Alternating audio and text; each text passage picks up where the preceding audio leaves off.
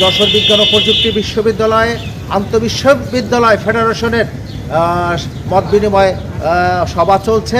আপনাদেরকে এখন মত বিনিময় সবাই নিয়ে যাব, চলুন।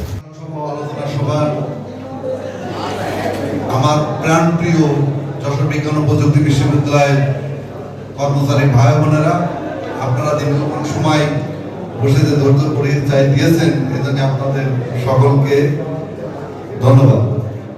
আর এখন কোনো বক্তব্য নেই, কারণ বক্তব্য সবসময় দিই, শোনেন।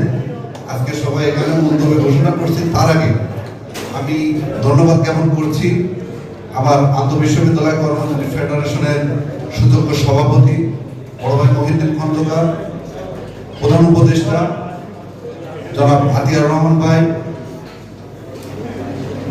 ভারপ্রাপ্ত সাধারণ সম্পাদক BM আশিকুর রহমান ভাই, সহ সভাপতি তরিকুল ইসলাম জাতীয় ইউনিভার্সিটি, ভারপ্রাপ্ত সাংগঠনিক সম্পাদক জামাল উদ্দিন ভাই, মোশাররফ হোসেন বাংলাদেশ কৃষি বিশ্ববিদ্যালয় সভাপতি, হাসিব সর্দার বাংলাদেশ প্রকৌশল প্রযুক্তি বিশ্ববিদ্যালয় কুয়েট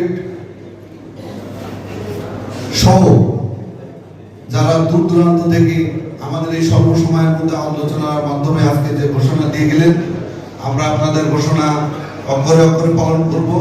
আজকে সবাই এখানে মুলতবি ঘোষণা করছি, আপনাদের জন্য নাস্তার ব্যবস্থা আছে, আপনারা নাস্তা নিয়ে সুন্দরভাবে চলে যান। এবং 1 তারিখে যে কর্মসূচি ঘোষণা করা হয়েছে, আমরা চিঠির মাধ্যমে প্রত্যেক দপ্তরে চিঠি দিয়ে দেব।